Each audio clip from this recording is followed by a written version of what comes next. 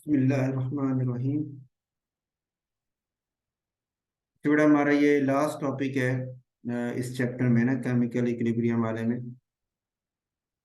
Quantitative effect of temperature on equilibrium constant, और इसको want of isochore भी बोलते हैं, वांट ऑफ इक्वेशन भी बोलते हैं। ठीक है। जिस साइंटिस्ट ने इक्वेशन डिराइव की थी, तो उसी के नाम से वांट ऑफ इक्वेशन का नाम दिया जाता है। अच्छा, क्वांटिटेटिव इफेक्ट का मतलब क्या है कि जैसे आपने पीछे ली चार्टिस प्रिंसिपल पढ़ा था, वो असल में क्या था? क्वालिटेटिव इफेक्ट बताता ना आपको।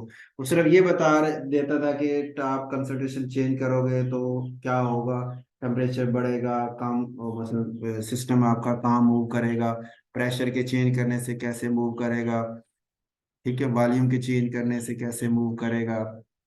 यानी वो सिर्फ कंसंट्रेशन के चेंज करने से कैसे मूव करेगा, वो सिर्फ आपको क्या बता रहा था? रिलेशनशिप बता रहा था, क्वालिटेटिव था, सिर्फ क्वालिटी बता रहा था कि बढ़ाओगे तो बढ़ जाएगा, कम करोगे तो कम हो जाएगा, वगैरह वगैरह।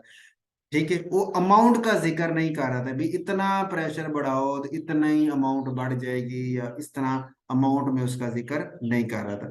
तो ये जो आपका वांट ऑफ आइसोकोर या वांट ऑफ इक्वेशन है, ये क्वांटिटेटिव रिलेशनशिप बताती है। यानी ये अमाउंट की शक्ल में हमें बताएगी कि हाँ जी, आप कितना टेम्परेचर चेंज करते हो या कौन सा फैक्टर कितना चेंज कर रहे हो, उस हिसाब से कितनी अमाउंट या आपकी वो आगे चेंज कितना आ रहा है। ठीक हो गया। उसमें हम स्टार्ट करते हैं, तो पहले हम ये लेते हैं, delta G naught is equal to minus R T natural log of K P. ये आपको याद होगा, हमने प्रूव किया था कि फ्री एनर्जी चेंज में और इक्विलिब्रियम कांस्टेंट में क्या रिलेशनशिप है। ये वही फार्मूला यहाँ पे यूज किया जा रहा है कि delta G naught is equal to minus R T natural log of K P. ठीक हो गए। अच्छा, इसी इक्वेशन को मैंने डिफरेंशिएट किया है with respect to temperature, temperature के लिहाज से ना डिफरेंशिएशन उसकी की है। अच्छा, टेम्परेचर के लिहाज से जब आप चेंज डेरिवेटिव लेंगे, यानी करली और curly T with respect to यानी टेम्परेचर एट कांस्टेंट प्रेशर, ये लेफ्ट साइड का भी हो गया, राइट साइड को भी इसी तरह ले लिया, किसके हिसाब से? टेम्परेचर के हिसाब से। ठीक हो गए। अच्छा, इसमें अब है दो फैक्टर, एक तो आर है ना, आर तो कांस्टेंट बाहर चला गया, ठीक है, पीछे रह गया टी और natural log of K P, ये दो फैक्टर रह गए। तो ये बिल्कुल ऐसे ही है जैसे हमने पिछले लेक्चर में बात की थी कि दो चीजें मल्टीप्लाई हो रही हों, तो जब उनका आप डेरिवेटिव लेंगे तो फिर एक वक्त में एक का लिया जाता है और दूसरे को वैसे ही रख लिया जाता है। तो इन्होंने इस टर्म में उन्होंने यही किया, एक स्टेप यहाँ स्किप किया हुआ है। क्या किया है कि आपका जो टेम्परेचर था, ठीक है जी, उसको उन्होंने पहले ये देख इधर टेम्परेचर का डेरिवेटिव ले लिया, natural log of K P को कांस्टेंट रख लिया, ये देख natural log of K P को कांस्टेंट रख लिए। माइनस आर तो कॉमन था ना बाहर, वो बाद में आके मल्टीप्लाई हुआ है, माइनस आर ये भी, माइनस आर ये भी, इसको आप अभी साइड पे रख लें, यही समझे कि बाहर कॉमन है। अंदर क्या था कि नेचुरल लॉग के पी को वैसे रख लिया और टी का डेरिवेटिव ले लिया, तो टी के साथ टी का डेरिवेटिव लेंगे तो वो वन हो गया, वो खत्म हो गया। फिर टी को वैसे रख लिया और नेचुरल ऑफ के पी को टेम्परेचर के हिसाब से उसका डेरिवेटिव ले लिया। ठीक हो गया। और बाद में माइनस आर को मल्टीप्लाई कर दिया दोनों के साथ, तो minus R natural log of K P हो गया, और minus R T natural log of K P over curly T at constant pressure हो गया। ठीक हो गया। तो माइनस आर को, इसको समझने के लिए ना आपने ऐसे ही करना है, माइनस आर को साइड पे रख लेना, पीछे सिर्फ ये वाला फैक्टर ना आपका ये टी और नेचुरल लॉग के पी, सिर्फ इसी को आपने ब्रैकेट में लेना है, और इसके ऊपर प्रोडक्ट रूल लगाना है कि टी को पहले नेचुरल लॉग के पी को रख लिया, टी का डेरिवेटिव, प्लस टी को वैसे रख लिया और natural log of K P का डेरिवेटिव ले लिया। फिर बाद में माइनस आर को मल्टीप्लाई करेंगे तो वो जो प्लस था उसको भी वो माइनस बना देगा और ये वाली शक्ल हमारे पास ले आएगा। ठीक हो गई। उसके बाद आपने क्या करना, इस पूरी क्वेश्चन को टी से मल्टीप्लाई कर दिया आपने। क्यों किया है उसकी रीजन मैं अभी बताता हूँ आपको। ये तो टर्म होगी, यहाँ तक इंटीग्रेशन वाली टर्म तो होगी। उसके बाद दोनों साइडों पे लेफ्ट को भी टी से किया, राइट को भी टी से किया। इधर तो minus R T natural of K P बन गया, इधर माइनस आर टी स्केयर, और साथ वो वाली टर्म वैसे की वैसे मौजूद है। ठीक हो गया। अब ये जो minus R T natural of K P था, ये भी हमने पढ़ा, बराबर था डेल्टा जी नॉट के। तो इसकी जगह यानी डेल्टा जी नॉट लाना चाह रहे थे, लेकिन यहाँ टेम्परेचर नहीं था, तो इसलिए मैंने टी से सारों को मल्टीप्लाई कर लिया, तो ये टी आ गया यहाँ पे माइनस आर टी नेचुरल के पी। तो इसकी जगह फिर डेल्टा जी नॉट मैंने पुट कर लिया। ठीक हो गया। तो टी से मल्टीप्लाई करने का मकसद यही था कि डेल्टा जी नॉट को लाया जा सके। ठीक हो गई। ये क्वेश्चन तो होगी आपके पास। फिर थर्मोडायनेमिक्स के अंदर हम पढ़ते हैं गिब्स हेल्महोल्ट्ज इक्वेशन ना, उसकी शक्ल कुछ ऐसी होती है। गिब्स हेल्महोल्ट्ज इक्वेशन जो आपके पास है, इसमें फैक्टर का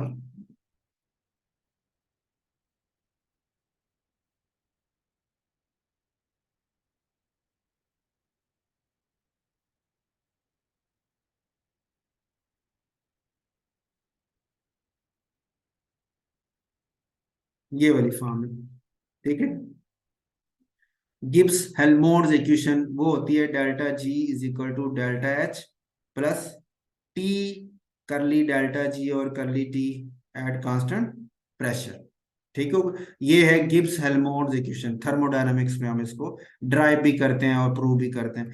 अच्छा, ये जो इक्वेशन आई है इसी को अगर मैं स्टैंडर्ड कंडीशन पे अप्लाई कर दूं तो delta G naught is equal to delta H naught plus T into curly delta G naught over curly T और कांस्टेंट प्रेशर आ जाएगा। ठीक है, ये वाली टर्म आ गई आपके सामने। अब जरा अपनी इक्वेशन पे चलते हैं। हमारी इक्वेशन थी ये वाली। ठीक है, जो इक्वेशन नंबर 4 के साथ हम शो कर रहे थे।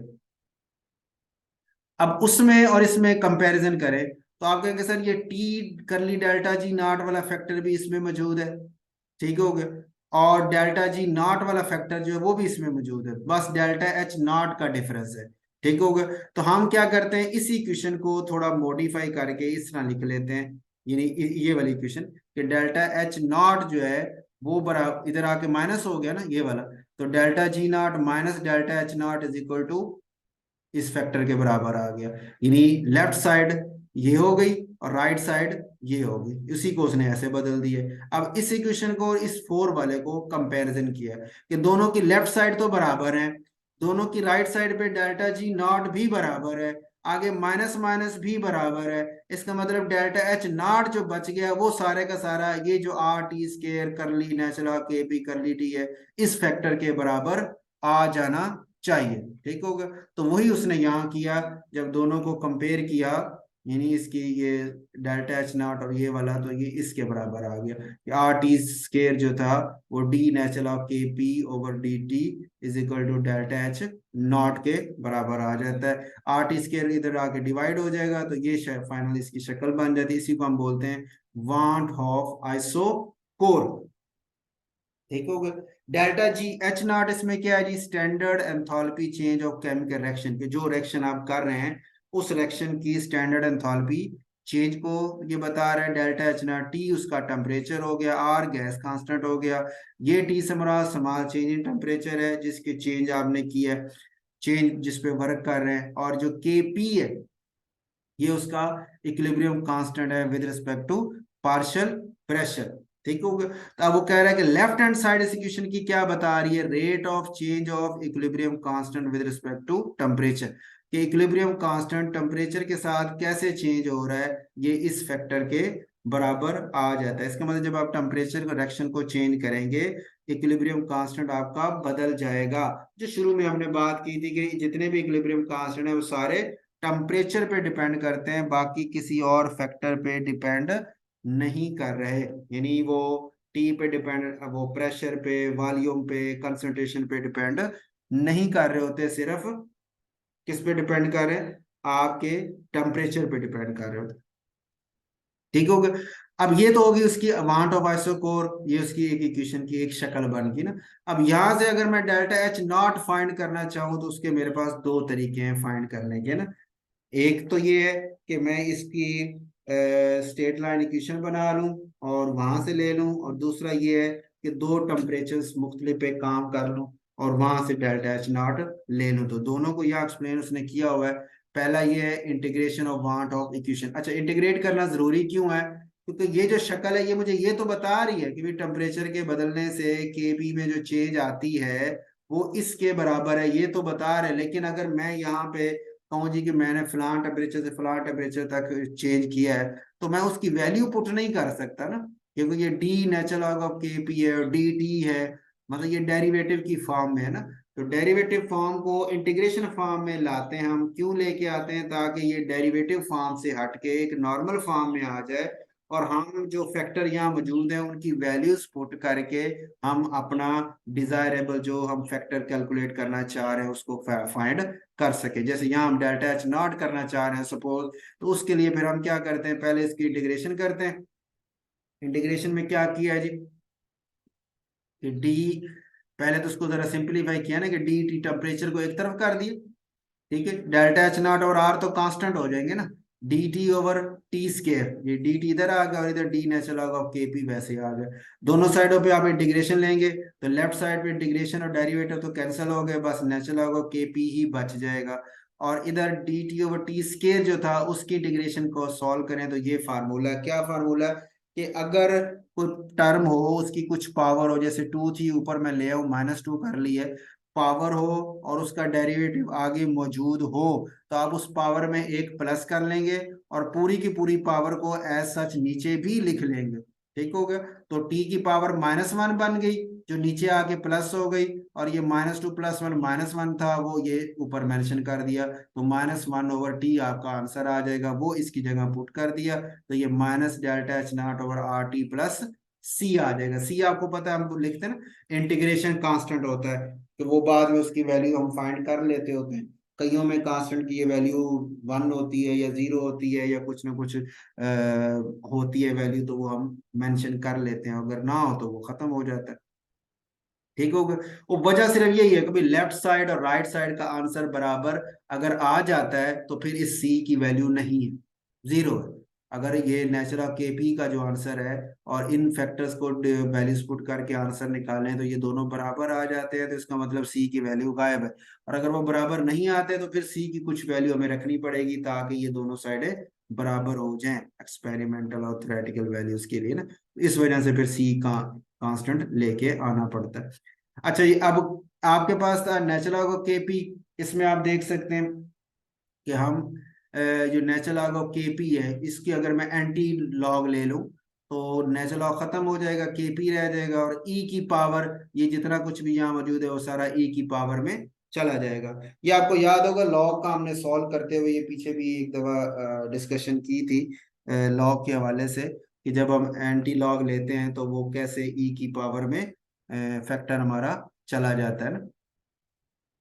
तो अच्छा, इसमें अब आपके पास जैसे आम आम लॉग होता है ना, एलओजी लॉग होता है, जब उसका एंटी लॉग लेते हैं ना तो इधर जो कुछ भी होता है ना वो 10 की पावर में चला जाता है। 10 की पावर 2 हो गया, ये 10 की पावर 3 हो गया, उस सेंस में चला जाता है 10 की पावर में। और जब ये हमारे पास आता है नेचुरल लॉग, इसमें आपको पता है इसकी बेस जो होती है वो ई होती है, तो इसलिए फिर जब इसका एंटी लॉग लेते हैं तो ई की ही पावर बन जाती है जो कुछ भी इस साइड पे मौजूद हो। अब इसमें उसने अलग अलग कर दिया है, सी को अलग कर दिया और -डेल्टा टी को अलग कर दिया, ये जो ई की पावर सी है उसे एक कांस्टेंट ए का नाम दे दिया है, और बाकी ई की पावर -डेल्टा H0/RT वैसे का वैसे आपके पास आ जाता है। तो ये एक इक्वेशन आपके पास बनी पड़ी है ना यहाँ पे, के पी इज इक्वल टू ए ई की पावर -डेल्टा H0/RT। अच्छा, इसके ऊपर एक दो एमसीक्यूज हैं, वो सुन लें। एमसीक्यूज क्या है, ये कि के पी और टेम्परेचर एक दूसरे के डायरेक्टली प्रोपोर्शनल, वैसे दिखने में तो उल्ट लग रहे हैं ना, ये टी बटे में है और के पी ऊपर, दिखने में उल्ट लग रहे हैं, लेकिन माइनस की वजह से वो इनवर्स हो गया, तो जो इनवर्सली था वो डायरेक्टली बन गया। तो के पी और टी डायरेक्टली है, टेम्परेचर बढ़ाने से के पी बढ़ जाएगा, लेकिन किस तरह बढ़ेगा, अब वो बात कर रहे हैं, अगर टेम्परेचर आप बढ़ाते हैं तो के पी बढ़ जाएगा अगर डेल्टा H0 पॉजिटिव है, अगर डेल्टा H0 पॉजिटिव है तो फिर माइनस कायम रहेगा, और के पी और टी एक दूसरे के डायरेक्टली ही होंगे, तो टी के बढ़ाने से के पी बढ़ जाएगा। लेकिन अगर डेल्टा H0 नेगेटिव है तो उसके नेगेटिव ने इस नेगेटिव को प्लस बना देना है, तो फिर टी जो है वो के पी का उल्ट ही रह जाएगा, यानी फिर आपका टेम्परेचर बनाने से के पी डिक्रीज करेगा, इंक्रीज नहीं करेगा। ठीक हो गया, तो ये वाला पॉइंट इसमें ये मेंशन हो जाता है। ओके हो गई, ये एमसीक्यू हो गया। इसी एमसीक्यू को उसने यहाँ पहले पैराग्राफ में मेंशन किया है। अब वो कह रहा है अगर आप एक ग्राफ ड्रा करते हैं, स्ट्रेट लाइन इक्वेशन का ग्राफ बनाते हैं, ये स्ट्रेट लाइन ही है ना इक्वेशन की ये वाली, जैसे यहाँ इसने नेचुरल ऑफ के पी लिया वाई एक्सेस पे, 1/t इस इक्वेशन को यूज किया ये वाली ना, कि natural log of K P को अलोंग वाई एक्सिस, ये 1/t को अलोंग एक्स एक्सिस लिया, और माइनस का मतलब इसका स्लोप नेगेटिव होगा ना, स्लोप नेगेटिव हो तो ग्राफ नीचे की तरफ आता है, और सी से मुराद वाई इंटरसेप्ट है, जिस पॉइंट पे उसने कट करना है वो सी की वैल्यू है। तो ये आपके पास ग्राफ है, ये ग्राफ नीचे की तरफ आ रहा है, इसका स्लोप चूंकि नेगेटिव था इसलिए वो minus delta H naught over R के बराबर आ गया स्लोप आपका। अच्छा, और आप इसने जिस पॉइंट पे कट किया ये सी है, वाई इंटरसेप्ट है, तो स्लोप की वैल्यू से हम डेल्टा एच नॉट की वैल्यू फाइंड कर सकते हैं। आर को उधर आप डिवाइड कर दें, इधर स्लोप के साथ ला के मल्टीप्लाई कर दें तो डेल्टा एच नॉट की वैल्यू निकल आएगी। तो ये एक तरीका था, ग्राफ की मदद से हम डेल्टा एच नॉट को फाइंड कर सकते हैं। जब हम इस इक्वेशन नंबर जो 8 है, इस स्ट्रेट लाइन इक्वेशन का ग्राफ बना लें तो उस ग्राफ से हम स्लोप लें और स्लोप से हम डेल्टा एच नॉट की वैल्यू फाइंड कर सकते हैं। एक तरीका तो ये था। दूसरा तरीका क्या है, definite integration of want of equation. Definite integration क्या होती है कि हम दो वैल्यूज ले लेते हैं, कि जैसे ये था ना कि जब एक टेम्परेचर T1 एक T2 है, तो हम कहते हैं जब टेम्परेचर T1 था तब इक्विलिब्रियम कांस्टेंट Kp1 था, जब टेम्परेचर T2 हो गया तो इक्विलिब्रियम कांस्टेंट Kp2 हो गया। तो वही इक्वेशन उसको हम अब इंटीग्रेट करेंगे इस तरह, जो पीछे हमने इंटीग्रेशन की थी ना, ये वाली इक्वेशन, ठीक है, उसकी इंटीग्रेशन अब हम दोबारा कर रहे हैं, लेकिन इस दफा इंटीग्रेशन हम क्या कर रहे हैं, डेफिनेट वैल्यूज पुट करके, कि Kp1 से Kp2 और वो T1 से T2, ठीक होगा इस फॉर्म में।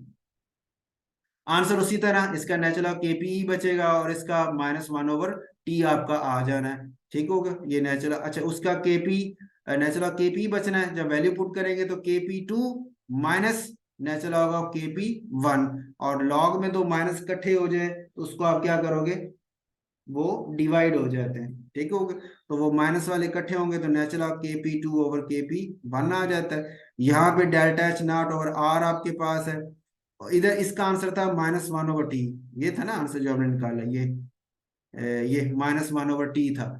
तो -1/t, माइनस को भी एक साइड पे रख ले, सिर्फ 1/t को समझे, तो 1/t की जगह एक दफा हमने T2 पुट कर दिया, एक दफा हमने T1 पुट कर दिया, तो 1/T2 -1/T1 आया, ठीक हो गया। लेकिन जब माइनस मल्टीप्लाई करेंगे, जो बाहर है उसके साथ माइनस ना, ये वाला माइनस मल्टीप्लाई होगा तो वो उसको प्लस उल्टा देता है, चेंज कर देता है, ठीक हो गई। माइनस वाला जो आता है वो उसको प्लस बना देता है,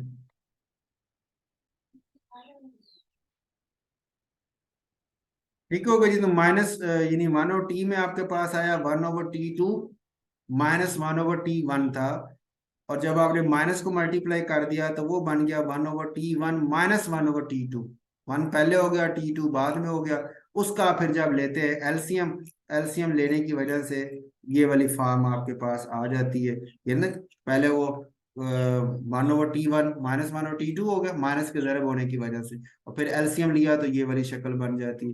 अब नेचुरल लॉग को अगर लॉग में कन्वर्ट करते हैं तो लॉग चूंकि छोटा होता है, उसका फिर फैक्टर जो है ना वो 2.313 लॉग आ जाता है, यानी नेचुरल लॉग बड़ा है और लॉग जो है वो छोटा है। तो जब हम लॉग को 2.313 से मल्टीप्लाई करते हैं तो वो नेचुरल लॉग के बराबर आ जाता है, ठीक हो गया। तो इसकी जगह फिर 2.313 लॉग हमने पुट कर लिया, बाकी फैक्टर सारी चीजें वही हैं। तो दो शक्लें आपके पास आ गई, एक नेचुरल लॉग की फॉर्म में और एक लॉग की फॉर्म में। और 2.30303 है ना, ये इधर नीचे सही लिखा है, ये 313 गलत है, इसको जीरो बना लें तो वो इधर आके डिवाइड हो गया, तो ये फाइनल शक्ल बन जाती है। अब इसमें हमारा क्या फायदा है कि डेल्टा एच नॉट अगर आप निकालना चाह रहे हैं तो सिर्फ T1 T2 की वैल्यू पुट करें, Kp1 Kp2 की वैल्यू पुट करें, तो आपके पास डेल्टा एच नॉट का आंसर आ जाएगा, ठीक हो गई। तो ये इसमें हम फाइंड इस तरह डेल्टा एच नॉट जो आपकी वांट ऑफ इक्वेशन उसको कर सकते हैं। और लास्ट में एक और इसका आपके पास था सिलेबस में पॉइंट, इक्विलिब्रियम कांस्टेंट का रिलेशन बता दें एक्सटेंट ऑफ रिएक्शन के साथ ना एक शॉर्ट क्वेश्चन ही बन जाता है। तो उसमें हम बताते हैं कि केसी की वैल्यू वेरी लार्ज अगर आपके पास है किसी रिएक्शन की, तो इसका मतलब रिएक्शन ऑलमोस्ट कंप्लीट है, यानी प्रोडक्ट की कंसंट्रेशन वहां बहुत ज्यादा है, रिएक्टेंट की कंसंट्रेशन बहुत कम है। जैसे ये ओजोन की डीकम्पोजिशन है तो इसकी केसी की वैल्यू 10⁵ है। एट 25 डिग्री रूम टेम्परेचर भी इतना वही डीकम्पोज हो रहा होता है। और जो केसी की वैल्यू अगर बहुत स्मॉल हो तो हम कहते हैं पार्शली कंप्लीट, थोड़ा सा आपका जो है रिएक्टेंट प्रोडक्ट में गए हैं, बाकी वो इनकम्प्लीट ही रिएक्शन आपके पास मौजूद है। तो उसमें वो एग्जांपल जैसे HF है, H2F2 में जाता है, तो लेकिन इसकी केसी 10⁻⁻13 है, वो भी 2000 डिग्री C पे जाके, मीनिंग इतनी आसानी से ये प्रोडक्ट नहीं बनाता, डिकम्पोज नहीं हो रहा। और अगर केसी की वैल्यू ना बहुत लार्ज हो, ना बहुत ज्यादा स्मॉल हो, इंटरमीडिएट हो, तो इसका मतलब ये है कि आपकी प्रोडक्ट की अमाउंट ना बहुत ज्यादा अप्रिशिएबल अमाउंट नहीं बनी हुई, बस इंटरमीडिएट, ना बहुत ज्यादा कम है और ना ही कोई रिजनेबल अमाउंट उसकी है बहुत ज्यादा है, बस दरमियान में ही थोड़ी सी अमाउंट उसकी मौजूद है। जैसे ये केसी की वैल्यू है, एसिटिक एसिड और अल्कोहल को मिला के हम एस्टर बनाते हैं, तो उसकी केसी की वैल्यू 4 आती है 25 डिग्री C के ऊपर ना। तो K4 आने का मतलब कि केसी की वैल्यू बहुत ज्यादा लार्ज भी नहीं और स्मॉल भी नहीं, इंटरमीडिएट है। इस वजह से इसकी प्रोडक्ट की अमाउंट जो है वो भी कोई इतनी ज्यादा हमारे पास नहीं बनी हुई।